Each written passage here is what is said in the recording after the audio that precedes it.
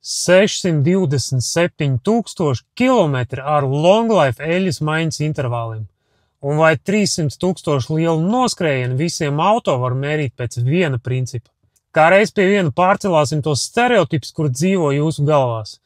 Jo nu reizēm var pabrīnīties par to jūsu primitīvo pieeju, meklējot to jauno auto. Nu nevar likt vienādības zīmes starp 300,000 nogājušu Audi ar 1.9 TDI un 1.6 Renault dīzeli ar tādu pašu noskrējienu. Tiešām jums liekas, ka tur nav nekāda starpība? Vai, piemēram, 250,000 nogājis kaut kāds 15. gada Volkswagens ar 1.8 TSI pret tikpat nogājuši Toyota ar 1,8 litru kaut kādu atmosfērisko motoru? Reizēm var pabrīnīties, kā jūs tās mašīnas pērkat un pēc kādiem kritērijiem jūs viņas atlasat. Pilnīgi atžgārni. Tur vienu ar 150,000 kilometriem ir jābaidās ņemt, a citu pērkota 300, turpat reizēm acis var nevērt vaļā, pirms tu maksā naudu par to mašīnu. Nu tā, protams, nevajag darīt, es tā tēlēni izteicos par šo. Savādāk būs kā ar tiem Volvo. Viens 12. gadu pērk pa 12,000 ar to pareizo motoru, a otrs savukārt meklējot gadu, komplektāciju un par tādu pašu cenu ņems un iekāps kaut kādā 15. 16. gadā, kā es saku, ar nepareizajiem kilovatiem. Un ja pirmais, visticamāk, ka braukās dažus gadus bez tām asajām izjūtām, nu tad otrajam tur jau ir diezgan liela varbūtība, ka nāksies ieguldīt vēl pusi no tā lieliskā pirkuma vērtības. Nu, īpaši tajā brīdī, kad sapratīs, ka pusgadā viņā jau ir ielējis kaut kādu pusmucu ar eļļu. Bet nu labi, tās jau būs atsevišķas stāsts, un tas stāsts ir pavisam tuvu. Virzamies atpakaļ pie tām longlife apkopēm. Kamēr es runāju, jūs droši varat ierakstīt komentārā savas domas par to, cik tad bieži ir jāmaina tā eļļa, lai varētu nobraukt to leģendāro pusmiljonu. Nu, neaizmirstat arī motors pierakstīt klāt, par kuriem jūs stāstat. Un kā jums vispār šķiet, ir reāli salasīt tādus kilometrus, mainot to eļļu ik pa 30,000? Absurds, ne? Un jūs man nepārprotat. Man arī tādi intervāli nešķiet normāli. Bet, nu, ir lietas, kuras pat es daudz gadu laikā esmu novērojis, un pat man ir grūti atsevišķus gadījumus apstrīdēt. Nevēl tas jums visu laiku stāsta, ka tā panākuma atslēga ir tieši pareizu agregātu un stāvokļu izvēlē. Jo ir modeļi, kuri brīvi spēj nobraukt tos 500,000.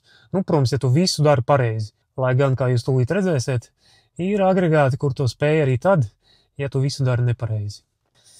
Tā kā jums ir jāsaprot, ka ir kārbus un motori, kuri ir gatavi uz kompromisiem, un tev piedos pat tad, ja tu aizmirsīs to eļļu laicīgi nomainīt. Nu, tāpat laikā būs tādi, kur tev nepiedos pat vienu nepareizu kustību. Nu, man kā reiz priekš jums ir viens it kā pilnīgi neloģisks, bet ļoti izcils piemērs. Pie kam nav arī tā, ka es šāds piemērs nebūtu redzējis arī agrāk. Šis vienkārši likās pietiekoši spilgts, lai viņi būtu interesanti parādīt arī jums. Gatavi? Tie, kur stāv kājās, labāk kaut kur pieturās. Nu, pašķirstīsim kopā vienu grāmatu un paskatīsimies, kā te vienam vācietim pēdējos 15 gadus ir gājis. Nu, šī arī varētu beidzot būt tāda reize, kad redzot skaitļus šādā grāmatā, jums vismaz neliksies, ka viņa viltot. Vai ne? Tā ir kā 2025. gadā vēl kaut kas tāds vispār varētu būt iespējams. Nu, jūs jau paši zināt, kas jūs esat, ja šodien spējat nopirkt mašīnu ar viltotu vēsturi. DNA.lv īris. Pēdējā solī ievadam atlaides kodu īris un 20% būs nost. Nu, 5 eiro būsiet ietaupījuši. Veseli. Pie lietas, vēram vaļā to grāmatu. Un tad ļoti uzmanīgi sekojam līdzi fiksētajiem kilometriem pie apkopēm.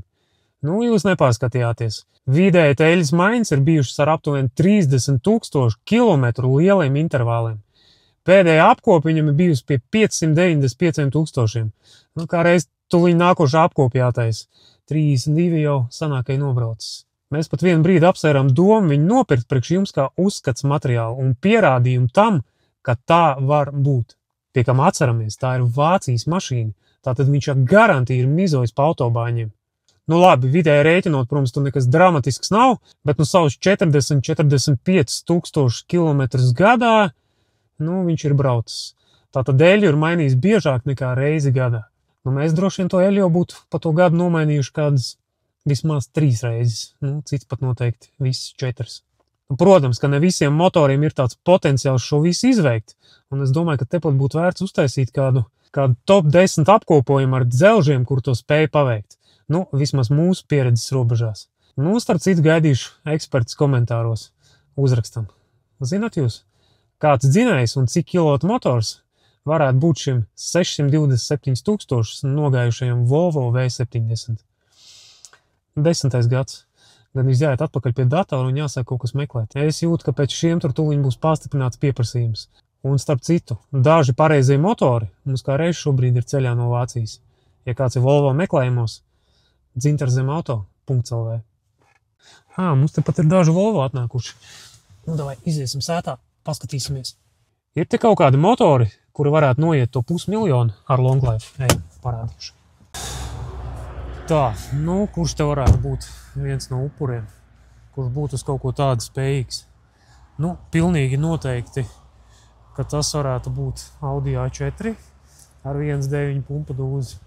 Viņš šitos gadus nogāja līdz 300, gan jau, ka noies vēl. Pie kā viņš long life nav izmantojis savā dzīvē.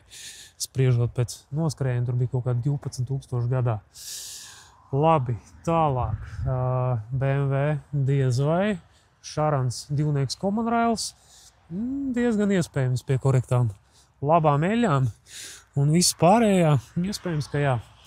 Volvo grūti pateikt, jāprasa ekspertiem. Šitie vēl tik daudz nav sabraukuši, lai varētu objektīvi pateikt. Tā, kas vēl? Nu, Golfiņš ar kaut ko noteikti noies, bet nu diez vai līdz 500–600 000. Īpaši jau ar long life, vai ne? Tā, pilnīgi noteikti uz to ir spējīgs Mercedes ar 3-litrīgo. Nu, īstenībā šitajos būsos un vispār meršos pie pareiziem apstākļiem nav vispār nekāda problēma viņam noiet. Var iet mobilai, sakārtot viņus pēc noskrējiena. Lifehacks, starp citu, pa kuru jau esmu kādreiz stāstījis. Ja gribat saprast pēc kādiem veidu, kā pārbaudīt, vai tam motoram ir tas potenciāls nobraukt tos lielos kilometrus, ieiet Mobile.de un sakārtojiet tos savus izvēlētos motorus un modeļus pēc noskrējiena, sākot ar lielāko. Nu, ja redzat tur 1-2 mašīnas, skaidrs, ka viņš visticamāk, kad ir nogājis uz cūceni. Bet tādus Mercedes, es domāju, ka jūs tur redzēsiet čupām, tāpat kā Volvo. Starp citu, ka Volvo XC60 arī ar pareiziem motoriem mierīgi viņš noies tos 500–600, nu, kā redzējāt tikko piemērā. Un neaizmirstam ierakstīt komentārā, kas tas bija pa motoru. Tā, kas mums vēl te ir? Reku vēl viens 3-litrīgais motors, tāds pats OM 642, nekāda problēma. Tāpat 646 var noiet 2.2 vecais rekur E-klasītē, kā reiz tāds ir.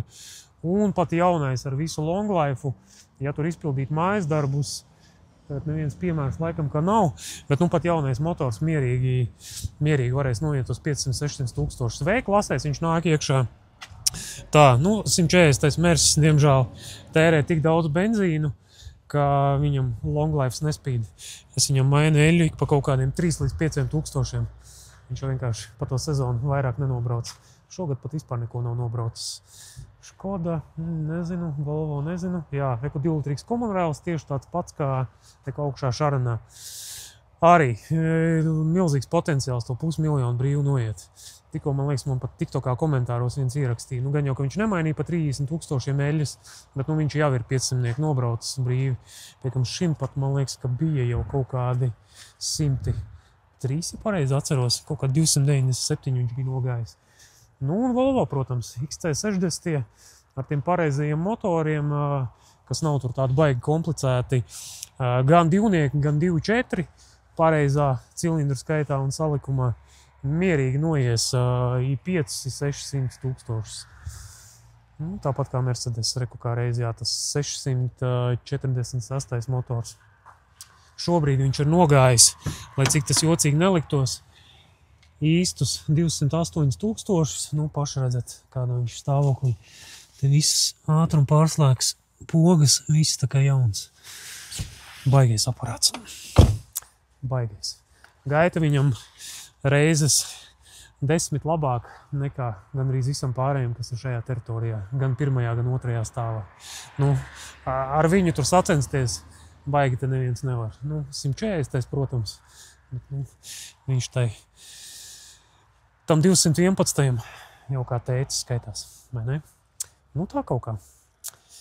Tā kā skatāmies uzmanīgi agregātus, izvēlamies viņus pareizi, pildam mājas darbus, skatāmies, pavācam kaut kādu informāciju un aizmirst ar tām mašīnām par noskrējieniem. Noskrējiens ir svarīgs, ja tu pērci kaut kādu sūdīgu motoru ar mazu resursu, teiksim, šitādu Škodu. Pamēģini tu viņu nopirkt ar litrīgu vai 1,2 litru motoru. Nebūs gluži tas pats, kas nopirkt, nezinu, 211 ar 300. Kas tādai Škodai litrīgai būs ļoti liels noskrējiens, tam tur būs pat pusē varbūt nebūs. Tā kā, bet jā, Škoda starp citu divnieks dīzels. Gan jau, ka kaut ko noies. Tā kā tā. Labi, visiem foršas brīvdienas. Līdz nākošai reizei.